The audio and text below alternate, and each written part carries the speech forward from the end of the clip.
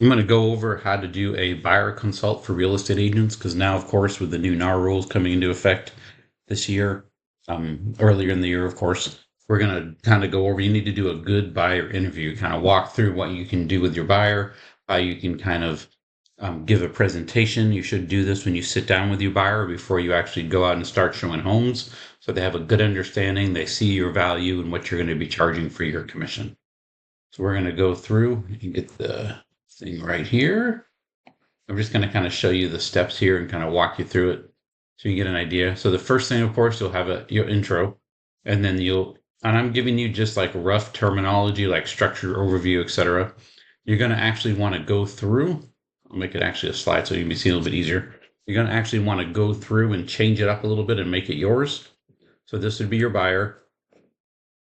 And then, of course, you're going to talk about the purpose and explain how this is going to help the client understand and set realistic expectation. That's really important. They need to realize that, hey, what you're showing them, what's going on, they can't be expecting crazy stuff. You need to be doing realistic expectations. And then after that, you have your budget, location, everything like that. And this would be the must-haves for your client, where you're going to say, you have to have this, I need that. This would be, what you have to have. You need a 3-bedroom, 2-bath, big yard, anything like that. And then you need to really make sure that you listen to the client and you need to let them know, hey, I want to be listening to you. We're going to provide guidance though throughout the journey. Because if they have a $150,000 budget, they're not going to buy a 4-bedroom, 3-bath home with 2 acres of land. Not in our market anyway. It's just not available unless it's like trashed or anything. So you might have to do a little, I call it my coming to Jesus talk, be like, hey, this is real life. This is what you have to get. So this would be helping your client understand that. Now, again, I'm just giving you a basic outline. You're going to clean that up and make it a little bit better. And then you need to have step-by-step guides, timeline, key milestones, not keystones, key milestones, all that kind of in there. I'm going to put a copy of this as well, just so I know people are asking about a copy. I'll put a copy as a link into the first description of the video so you can have it in there. It'll be able to take it and use it for yourself and make it yours. And then you want to do like a visual roadmap of the home buying process from pre-approval to closing. I'll throw in there as well. I have it looks almost like a Monopoly game. I'll throw that in there as well so you can have that kind of like with the Monopoly board. That helps people understand a good visual so they can understand that. So this is a very important section when you sit down. You're going to have to talk about loan types, down payments, and pre-approval, different benefits of getting pre-approved and not just pre-qualified. So when you talk about loan types, you should already know, okay, are you a veteran? Do you have a VA loan? Do you have this loan? You're going to go through and walk through the different types, the different loans, the different things you can help them. Make sure they understand different down payments amount. If you don't know these things, then you need to have your lender there so they can go through it with them. Somebody should be there to be able to go through it with them and walk them through. And then you're going to go at different options. So if you have FHA, VA, conventional. And then at that point, we're talking again how important it is to get pre-approved. This is the point where you could also talk about government grants. You could talk about how builders cover the closing cost. And you could start touching upon like, hey, here are the costs. You usually have to have 1% earnest money. So if it's a $200,000 home, you need $2,000 earnest. You're going to need 3% of closing cost. So again, $2,000 home, you have $6,000. That earnest money counts towards that. Then you're going to have to explain that, usually you want to do an inspection. That's going to be, another $500 on average, a little less sometimes, a little more depending on the home and how old it is. You might want to get repairs. You might need a survey. You might need, if the foundation's wrong, you might have to get a foundation person and pay for extra inspections if you can't get the seller to do it. So this is where you're going to go through a lot of that and help people understand this is how much it's going to cost. So make sure you have a good breakdown of that already done, so you can show the client and put that slide in here. So again, this is just an outline. Add your own slides around it. And then you're going to look at that. You're going to then talk about finding the right property. So now you know what they want. They understand why you're sitting down with them. They understand the different loan types and how you're going to work it. And then you're going to go at that point, you're going to say, okay, let's get you the right property. And then you're going to let them talk about, like, I have KV Core for my CRM. If you have the MLS only, it's fine. You can talk about your CRM.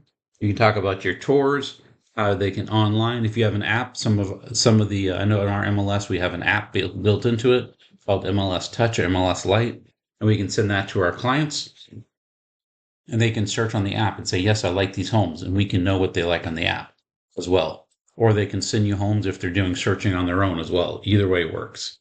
And then you want to let them know, don't just go to Zillow and look for homes. Let me send you the most updated homes that are not updated all the time on other sites. I can send you. And then once you tour, it says make the most use of your property tours. What I like to do that helps is I'll take all my homes that I'm going to show, like 4 or 5, and then I'll put them in an order where we're going to see them. Of course, I do a quick MLS print, so I have it. And I tell my clients, pick a number 1 to 10. As we go in, number 9.5, or, if it's a 9 or higher, they bought the home. Then it's okay. We're done searching. We're good. So I tell my clients, hey, everything can't be a 9, 9.5. You can't buy everything. But if you walk in and everything's a 1 to 10, if one comes in, they're like, oh, this is a 7, this is an 8. We love this. This is an 8.5. Oh, I really like it. But I want to tell them I don't want to go to a 9. Then when you're done showing, you just pull out the highest level and say, okay, this was your 8.5. You really love this home. And then make notes on the back of the sheet of why they love it and any issues they've had. And you can do that for every home.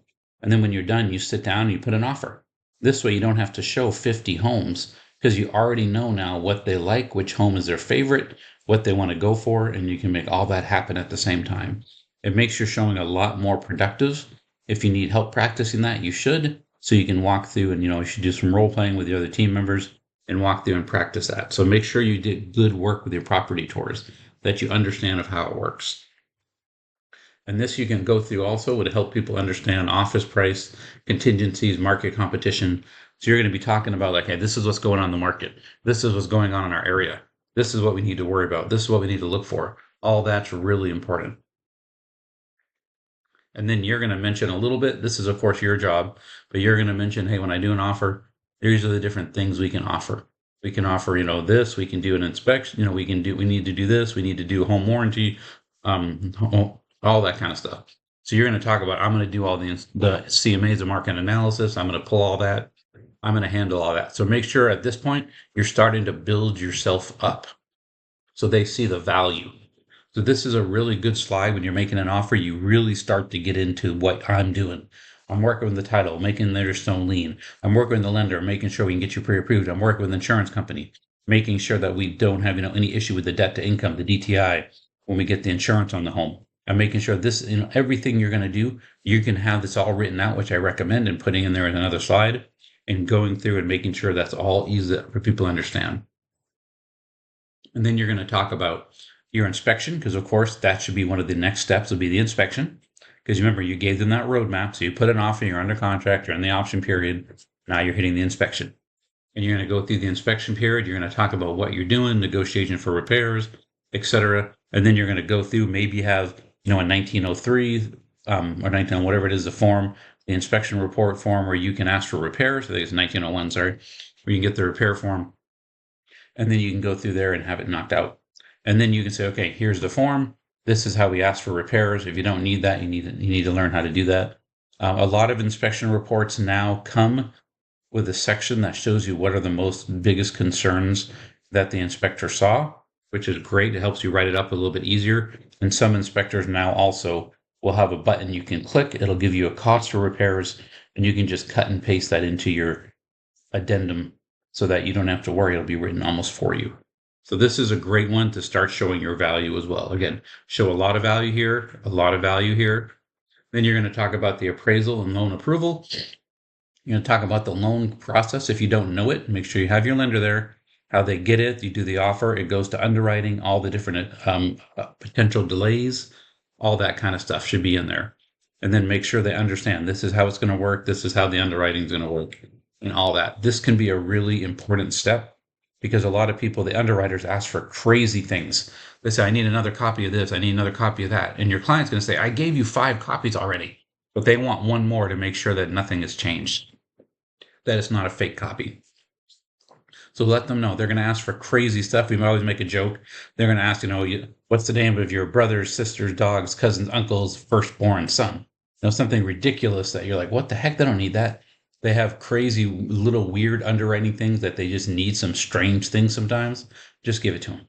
So let your clients know. They might ask for weird things. If they do, just give it to them as quick as you can. Because until they give the clear to close, it's not going to happen. Then you'll talk about the closing costs, which you should have already mentioned some before, but you can talk about it again. The final walkthrough, the signing day, kind of how it works. Now you're going to go to the title company, talk about the closing disclosure, which means 3 days before you're going to be getting that document where you're going to go through and kind of be like, okay, here's your closing disclosure. We're going to walk through it. All that could be in this presentation so the client knows exactly what's happening. And then you're going to mention before, again, maintenance costs, property tax, insurance. Your home insurance, get that during the option period. So they know what exactly their monthly fee for insurance, because right now, especially in Texas where I live, some insurance companies are pulling out and leaving the state because of all the, especially in the Houston area, because of all the flooding and all the storms and every areas like that.